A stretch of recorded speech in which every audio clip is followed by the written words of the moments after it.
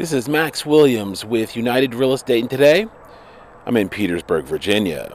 Today we're going to take a look at a 3-bedroom, 1-bath ranch-style home.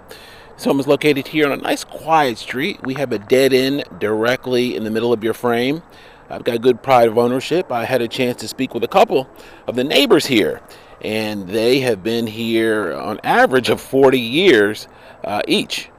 They were sharing with me, it seems like a neighborhood where a lot of people will come and get comfortable and just simply stay. And so we are going to take a look at this home. Today was inspection day, and this home is under contract. I wanted to bring this to you because I wanted to show you what approximately $135,000 would get you here in the Tri-Cities area. But more importantly, I wanted to share with you some information about the inspection process. The inspection process is extremely important, and I like to make the analogy that a home inspection is kind of like a first date.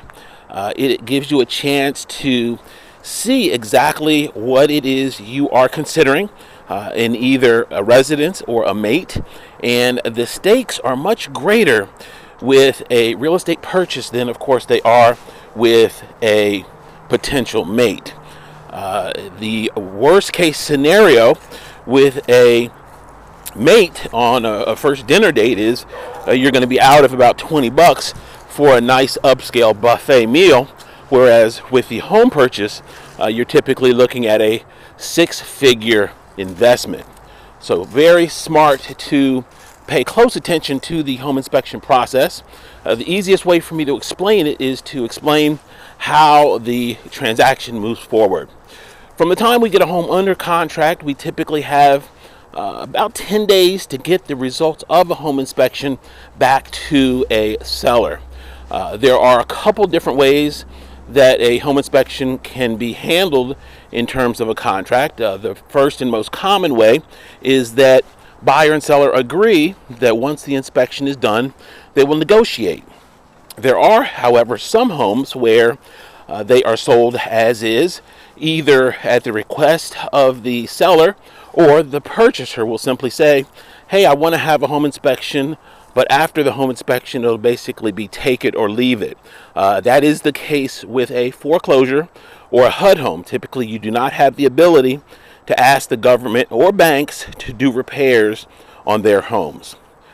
If it is a traditional transaction where we do have a home inspection, we get the results back, and then buyer and seller negotiate for the repairs. Now, this is a totally different process than negotiating for the initial price and terms. The price and terms is done up front, and then we have what we call the inspection contingency, where we actually ask them, if I represent the buyer, to do repairs.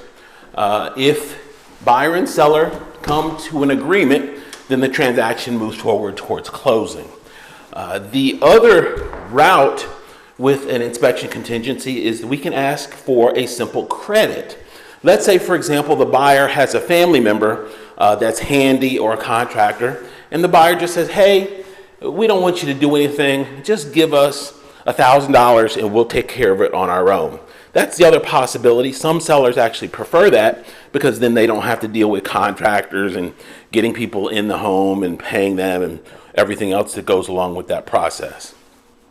Once there is a meeting of the minds, then of course that work is done, and it's important when you are getting work done in that process to make sure that it's done. And the way we do that is we of course request paid receipts, and we request that work be done by licensed, qualified contractors. You don't want a jackleg working on your electric. You close in the home, and then the next thing you know, you've got a fireworks display in your breaker box. So you definitely want to make sure that the work is done and done properly before you actually close. So that's the way the process works in a nutshell. A couple things to consider with home inspections. There is a base home inspection, which is just the run-of-the-mill. The contractor will come into the home. They will look at all the systems. They will go from the crawl space or the basement all the way to the roof check all the systems. Typically takes about an hour and a half to 3 hours, and they will generate probably a 12-15 page report for what they find. It'll include photographs. It'll be very complete. We recommend that as a bare minimum. There will be some add-ons that are possible. For example, radon. This home is undergoing a radon inspection right now, and I'll show you that unit momentarily. Sewer line is one that is not very common, but could potentially save a buyer a lot of money. If there is a sewer line problem, that can sometimes manifest itself as roots that have encroached on the sewer line, or if the sewer line is damaged, sometimes there could be deterioration of the sewer line. That scope, which is once again an add-on, would be able to detect it. So it's money well spent. It's a way to protect yourself from unknown or hidden defects in a home. So you definitely want to spend that money. These inspectors are very good at what they do, and you can often easily recoup the cost of the inspection by just simply asking for repairs. And we walk through you on that process, on some of the things to look out for, the things to do, not do. It is a science and an art all in itself, the whole negotiation, inspection process. So a lot of information changes hands, and that's one of the reasons why you have a good, experienced buyer's agent on your side that has done this before, that knows the ins and outs of the process. This is the Radon Unit. Many buyers purchase homes here in Central Virginia and are never even told about radon. Radon is a naturally occurring gas. It's everywhere, and in some homes it is at elevated levels. That meter, after it sits there for about 2 days, will let us know if the levels in this home are elevated. If they are elevated, we simply need a remediation system which goes in the crawl space and it pulls out those radon gases. Radon is a carcinogen. It will kill you. A contractor once told me it's like smoking and not even know that you're smoking when you're in your own house. So very important to make sure you have that. As I mentioned earlier, a lot of people buy homes here and they don't even know about radon.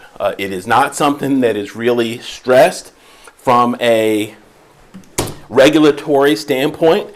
For example, lead-based paint, we have a very organized system on how we have to document and notify buyers as dictated by the government.